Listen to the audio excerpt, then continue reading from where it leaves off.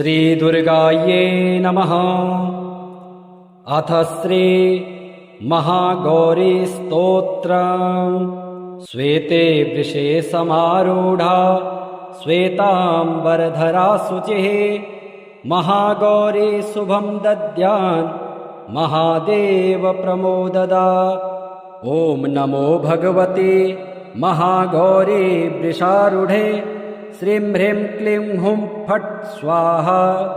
वन्दे वाञ्छितकामार्थं चन्द्रार्धकृतशेखरां, सिंहारूढां चतुर्भुजां महागौरीं यशस्विनीं। पूर्णेन्दुनिभां गौरीं सोमवक्रस्थिताम् अष्टमदुर्गां त्रिनेत्रां, वराभीतिकरां त्रिशूलडमरूधरां महागौरीं भजेऽहम्। पटाम्बरपरिधानां मृदुहास्यां नानालङ्कारभूषितां, मञ्जीरहारकेयूर किङ्किणीरत्नकुण्डलमण्डितां, प्रफुल्लवदनां पल्लवाधरां कान्तकपोलां त्रैलोक्यमोहनीं, कमनीयां लावण्यां मृडालां चन्दनगन्धलिप्तां। सर्वसङ्कटहन्त्री त्वं धनैश्वर्यप्रदायिनी, ज्ञानदा चतुर्वेदमयी महागौरीं प्रणमाम्यहम्। सुखशान्तिदात्री धनधान्यप्रदायिनीं, डमरुवादनप्रियां महागौरीं प्रणमाम्यहम्। त्रैलोक्यमङ्गला त्वं हि तापत्रयविनाशिनीं, वरदा चैतन्यमयी महागौरीं प्रणमाम्यहम्। ओङ्कारः पातु शीर्षे मां, ह्रीं बीजं मां हृदये, क्लीं बीजं सदा पातु नभोग्रहो च पादयोः। ललाटकर्णौ हुं बीजं पातु महागौरी मां नेत्रघ्राणौ, कपोलचिबुकौ फट् पातु स्वाहा मां सर्वबदनो। श्वेते वृषे समारूढा श्वेतांबरधरा शुचिः, महागौरी शुभं दद्यान् महादेव प्रमोददा। ॐ नमो भगवते महागौरी वृषारूढे, श्रीं ह्रीं क्लीं हुं फट् स्वाहा। वन्दे वाञ्छितकामार्थं चन्द्रार्धकृतशेखरां, सिंहारूढां चतुर्भुजां महागौरीं यशस्विनीं। पूर्णेन्दुनिभां गौरीं सोमवक्रस्थिताम् अष्टमदुर्गां त्रिनेत्रां, वराभीतिकरां त्रिशूलडमरूधरां महागौरीं भजेऽहम्।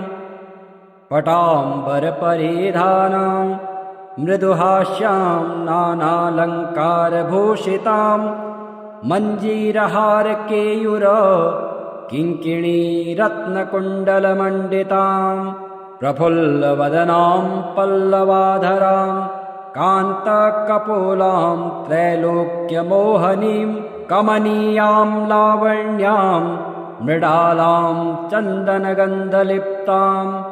सर्वसङ्कटहन्त्री त्वं धनैश्वर्यप्रदायिनी, ज्ञानदा चतुर्वेदमयी महागौरीं प्रणमाम्यहम्।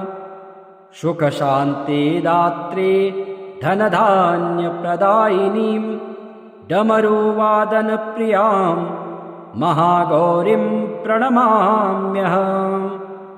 त्रैलोक्यमङ्गला त्वं हि तापत्रयविनाशिनीं, वरदा चैतन्यमयी महागौरीं प्रणमाम्यहम्। ओङ्कारः पातु शीर्षे मां, ह्रीं बीजं मां हृदये, क्लीं बीजं सदा पातु नभोग्रहो च पादयोः। ललाटकर्णौ हुं बीजं पातु महागौरी मां नेत्रघ्राणो कपोलचिबुकौ फट् पातु स्वाहा मां सर्ववदनो श्वेते वृषे समारूढा श्वेताम्बरधरा शुचिः महागौरी शुभं दद्यान् महादेव प्रमोददा। ॐ नमो भगवते महागौरी वृषारूढे श्रीं ह्रीं क्लीं हुं फट् स्वाहा। वन्दे वाञ्छितकामार्थं चन्द्रार्धकृतशेखरां सिंहारूढां चतुर्भुजां महागौरीं यशस्विनीं पूर्णेन्दुनिभां गौरीं सोमवक्रस्थिताम् अष्टमदुर्गां त्रिनेत्रां वराभीतिकरां त्रिशूलडमरूधरां महागौरीं भजेऽहम्। पटाम्बरपरिधानां मृदुहास्यां नानालङ्कारभूषितां मञ्जीरहारकेयूर किङ्किणीरत्नकुण्डलमण्डितां प्रफुल्लवदनां पल्लवाधरां कान्तकपोलां त्रैलोक्यमोहनीं कमनीयां लावण्यां मृडालां चन्दनगन्धलिप्तां सर्वसङ्कटहन्त्री त्वं धनैश्वर्यप्रदायिनी ज्ञानदा चतुर्वेदमयी महागौरीं प्रणमाम्यहम्। सुखशान्तिदात्री धनधान्यप्रदायिनीं डमरुवादनप्रियां महागौरीं प्रणमाम्यहम्। त्रैलोक्यमङ्गला त्वं हि तापत्रयविनाशिनीं वरदा चैतन्यमयी महागौरीं प्रणमाम्यहम्। ओङ्कारः पातु शीर्षे मां ह्रीं बीजं मां हृदये क्लीं बीजं सदा पातु नभोग्रहो च पादयोः। ललाटकर्णौ हुं बीजं पातु महागौरी मां नेत्रघ्राणो कपोलचिबुकौ फट् पातु स्वाहा मां सर्ववदनो। श्वेते वृषे समारूढा श्वेताम्बरधरा शुचिः महागौरी शुभं दद्यान् महादेव प्रमोददा। ॐ नमो भगवते महागौरी वृषारूढे श्रीं ह्रीं क्लीं हुं फट् स्वाहा। वन्दे वाञ्छितकामार्थं चन्द्रार्धकृतशेखरां सिंहारूढां चतुर्भुजां महागौरीं यशस्विनीं पूर्णेन्दुनिभां गौरीं सोमवक्रस्थिताम् अष्टमदुर्गां त्रिनेत्रां वराभीतिकरां त्रिशूलडमरूधरां महागौरीं भजेऽहम्। पटाम्बरपरिधानां मृदुहास्यां नानालङ्कारभूषितां मञ्जीरहारकेयूर किङ्किणीरत्नकुण्डलमण्डितां प्रफुल्लवदनां पल्लवाधरां कान्तकपोलां त्रैलोक्यमोहनीं कमनीयां लावण्यां मृडालां चन्दनगन्धलिप्तां सर्वसङ्कटहन्त्री त्वं धनैश्वर्यप्रदायिनी ज्ञानदा चतुर्वेदमयी महागौरीं प्रणमाम्यहम्। सुखशान्तिदात्री धनधान्यप्रदायिनीं डमरुवादनप्रियां महागौरीं प्रणमाम्यहम्। त्रैलोक्यमङ्गला त्वं हि तापत्रयविनाशिनीं वरदा चैतन्यमयी महागौरीं प्रणमाम्यहम्। ओङ्कारः पातु शीर्षे मां ह्रीं बीजं मां हृदये क्लीं बीजं सदा पातु नभोग्रहो च पादयोः ललाटकर्णौ हुं बीजं पातु महागौरी मां नेत्रघ्राणौ कपोलचिबुकौ फट् पातु स्वाहा मां सर्वबदनो श्वेते वृषे समारूढा श्वेताम्बरधरा शुचिः महागौरी शुभं दद्यान् महादेव प्रमोददा। ॐ नमो भगवते महागौरी वृषारूढे श्रीं ह्रीं क्लीं हुं फट् स्वाहा वन्दे वाञ्छितकामार्थं चन्द्रार्धकृतशेखरां सिंहारूढां चतुर्भुजां महागौरीं यशस्विनीं पूर्णेन्दुनिभां गौरीं सोमवक्रस्थिताम् अष्टमदुर्गां त्रिनेत्रां वराभीतिकरां त्रिशूलडमरूधरां महागौरीं भजेऽहम् पटाम्बरपरिधानां मृदुहास्यां नानालङ्कारभूषितां मञ्जीरहारकेयूर किङ्किणीरत्नकुण्डलमण्डितां प्रफुल्लवदनां पल्लवाधरां कान्तकपोलां त्रैलोक्यमोहनीं कमनीयां लावण्यां मृडालां चन्दनगन्धलिप्तां सर्वसङ्कटहन्त्री त्वं धनैश्वर्यप्रदायिनी ज्ञानदा चतुर्वेदमयी महागौरीं प्रणमाम्यहम् सुखशान्तिदात्री धनधान्यप्रदायिनीं डमरुवादनप्रियां महागौरीं प्रणमाम्यहम् त्रैलोक्यमङ्गला त्वं हि तापत्रयविनाशिनीं वरदा चैतन्यमयी महागौरीं प्रणमाम्यहम् ओङ्कारः पातु शीर्षे मां ह्रीं बीजं मां हृदये क्लीं बीजं सदा पातु नभोग्रहो च पादयोः ललाटकर्णौ हुं बीजं पातु महागौरी मां नेत्रघ्राणौ कपोलचिबुकौ फट् पातु स्वाहा मां सर्वबदनो श्वेते वृषे समारूढा श्वेताम्बरधरा शुचिः महागौरी शुभं दद्यान् महादेव प्रमोददा। ॐ नमो भगवते महागौरी वृषारूढे श्रीं ह्रीं क्लीं हुं फट् स्वाहा वन्दे वाञ्छितकामार्थं चन्द्रार्धकृतशेखरां सिंहारूढां चतुर्भुजां महागौरीं यशस्विनीं पूर्णेन्दुनिभां गौरीं सोमवक्रस्थिताम् अष्टमदुर्गां त्रिनेत्रां वराभीतिकरां त्रिशूलडमरूधरां महागौरीं भजेऽहम् पटाम्बरपरिधानां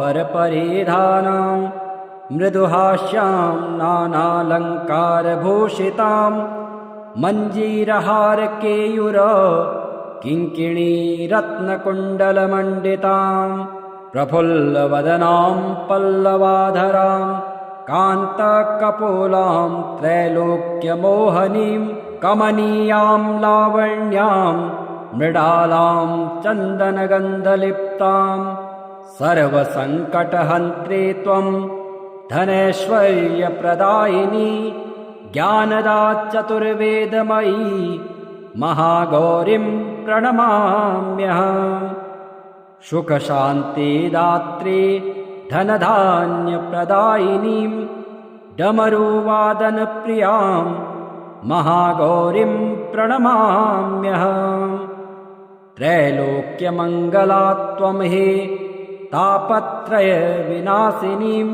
वरदा चैतन्यमयी महागौरीं प्रणमाम्यहम् ओङ्कारः पातु शीर्षे मां ह्रीं बीजं मां हृदये क्लीं बीजं सदा पातु नभोग्रहो च पादयोः ललाटकर्णौ हुं बीजं पातु महागौरी मां नेत्रघ्राणौ कपोलचिबुकौ फट् पातु स्वाहा मां सर्ववदनो श्वेते वृषे समारूढा श्वेताम्बरधरा शुचिः महागौरी शुभं दद्यान् महादेव प्रमोददा।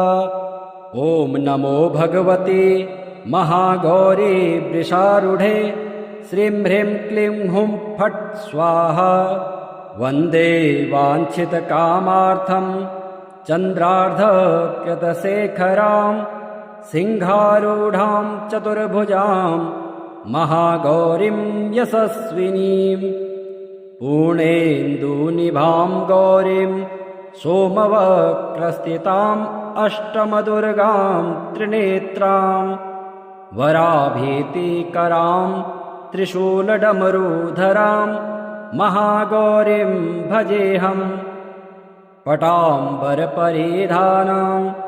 मृदुहास्यां नानालङ्कारभूषितां मञ्जीरहारकेयूर किङ्किणीरत्नकुण्डलमण्डितां प्रफुल्लवदनां पल्लवाधरां कान्तकपोलां त्रैलोक्यमोहनीं कमनीयां लावण्यां मृडालां चन्दनगन्धलिप्तां सर्वसङ्कटहन्त्री त्वं धनैश्वर्यप्रदायिनी ज्ञानदा चतुर्वेदमयी महागौरीं प्रणमाम्यहम् सुखशान्तिदात्री धनधान्यप्रदायिनीं डमरुवादनप्रियां महागौरीं प्रणमाम्यहम् त्रैलोक्यमङ्गला त्वं हि तापत्रयविनाशिनीं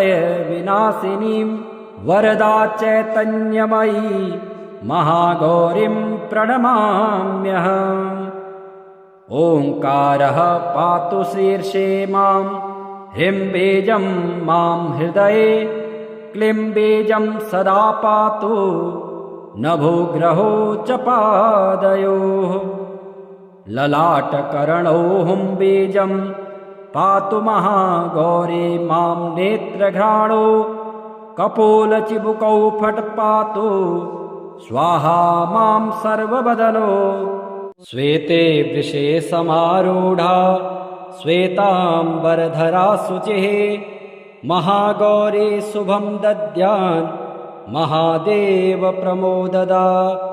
ॐ नमो भगवते महागौरी वृषारूढे श्रीं ह्रीं क्लीं हुं फट् स्वाहा वन्दे वाञ्छितकामार्थं चन्द्रार्धकृतशेखरां सिंहारूढां चतुर्भुजां महागौरीं यशस्विनीं पूर्णेन्दुनिभां गौरीं सोमवक्रस्थिताम् अष्टमदुर्गां त्रिनेत्रां वराभीतिकरां त्रिशूलडमरूधरां महागौरीं भजेऽहम् पटाम्बरपरिधानां मृदुहास्यां नानालङ्कारभूषितां मञ्जीरहारकेयूर किङ्किणीरत्नकुण्डलमण्डितां प्रफुल्लवदनां पल्लवाधरां कान्तकपोलां त्रैलोक्यमोहनीं कमनीयां लावण्यां मृडालां चन्दनगन्धलिप्तां सर्वसङ्कटहन्त्री त्वं धनैश्वर्यप्रदायिनी ज्ञानदा चतुर्वेदमयी महागौरीं प्रणमाम्यहम् सुखशान्तिदात्री धनधान्यप्रदायिनीं डमरुवादनप्रियां महागौरीं प्रणमाम्यहम् त्रैलोक्यमङ्गला त्वं हि तापत्रयविनाशिनीं वरदा चैतन्यमयी महागौरीं प्रणमाम्यहम्। ओङ्कारः पातु शीर्षे मां, ह्रीं बीजं मां हृदये, क्लीं बीजं सदा पातु नभोग्रहो च पादयोः। ललाटकर्णौ हुं बीजं पातु महागौरी मां नेत्रघ्राणौ, कपोलचिबुकौ फट् पातु स्वाहा मां सर्वबदनो। श्वेते वृषे समारूढा श्वेताम्बरधरा शुचिः, महागौरी शुभं दद्यान् महादेव प्रमोददा। ॐ नमो भगवते महागौरी वृषारूढे, श्रीं ह्रीं क्लीं हुं फट् स्वाहा। वन्दे वाञ्छितकामार्थं चन्द्रार्धकृतशेखरां, सिंहारूढां चतुर्भुजां महागौरीं यशस्विनीं। पूर्णेन्दुनिभां गौरीं सोमवक्रस्थिताम् अष्टमदुर्गां त्रिनेत्रां, वराभीतिकरां त्रिशूलडमरूधरां महागौरीं भजेऽहम्। पटाम्बरपरिधानां मृदुहास्यां नानालङ्कारभूषितां, मञ्जीरहारकेयूर किङ्किणीरत्नकुण्डलमण्डितां, प्रफुल्लवदनां पल्लवाधरां कान्तकपोलां त्रैलोक्यमोहनीं, कमनीयां लावण्यां मृडालां चन्दनगन्धलिप्तां। सर्वसङ्कटहन्त्री त्वं धनैश्वर्यप्रदायिनी, ज्ञानदा चतुर्वेदमयी महागौरीं प्रणमाम्यहम्। सुखशान्तिदात्री धनधान्यप्रदायिनीं, डमरुवादनप्रियां महागौरीं प्रणमाम्यहम्। त्रैलोक्यमङ्गला त्वं हि तापत्रयविनाशिनीं, वरदा चैतन्यमयी महागौरीं प्रणमाम्यहम्। ओङ्कारः पातु शीर्षे मां, ह्रीं बीजं मां हृदये, क्लीं बीजं सदा पातु नभोग्रहो च पादयोः। ललाटकर्णौ हुं बीजं पातु महागौरी मां नेत्रघ्राणौ, कपोलचिबुकौ फट् पातु स्वाहा मां सर्वबदनो। श्वेते वृषे समारूढा श्वेताम्बरधरा शुचिः, महागौरी शुभं दद्यान् महादेव प्रमोददा। ॐ नमो भगवते महागौरी वृषारूढे, श्रीं ह्रीं क्लीं हुं फट् स्वाहा। वन्दे वाञ्छितकामार्थं चन्द्रार्धकृतशेखरां, सिंहारूढां चतुर्भुजां महागौरीं यशस्विनीं। पूर्णेन्दुनिभां गौरीं सोमवक्रस्थिताम् अष्टमदुर्गां त्रिनेत्रां, वराभीतिकरां त्रिशूलडमरूधरां महागौरीं भजेऽहम्। पटाम्बरपरिधानां मृदुहास्यां नानालङ्कारभूषितां, मञ्जीरहारकेयूर किङ्किणीरत्नकुण्डलमण्डितां, प्रफुल्लवदनां पल्लवाधरां कान्तकपोलां त्रैलोक्यमोहनीं, कमनीयां लावण्यां मृडालां चन्दनगन्धलिप्तां। सर्वसङ्कटहन्त्री त्वं धनैश्वर्यप्रदायिनी, ज्ञानदा चतुर्वेदमयी महागौरीं प्रणमाम्यहम्। सुखशान्तिदात्री धनधान्यप्रदायिनीं, डमरुवादनप्रियां महागौरीं प्रणमाम्यहम्। त्रैलोक्यमङ्गला त्वं हे तापत्रयविनाशिनीं वरदा चैतन्यमयी महागौरीं प्रणमाम्यहम्। ओङ्कारः पातु शीर्षे मां, ह्रीं बीजं मां हृदये, क्लीं बीजं सदा पातु नभोग्रहो च पादयोः। ललाटकर्णौ हुं बीजं पातु महागौरी मां नेत्रघ्राणो, कपोलचिबुकौ फट् पातु स्वाहा मां सर्वबदनो। श्वेते वृषे समारूढा श्वेताम्बरधरा शुचिः, महागौरी शुभं दद्यान् महादेव प्रमोददा। ॐ नमो भगवते महागौरी वृषारूढे, श्रीं ह्रीं क्लीं हुं फट् स्वाहा।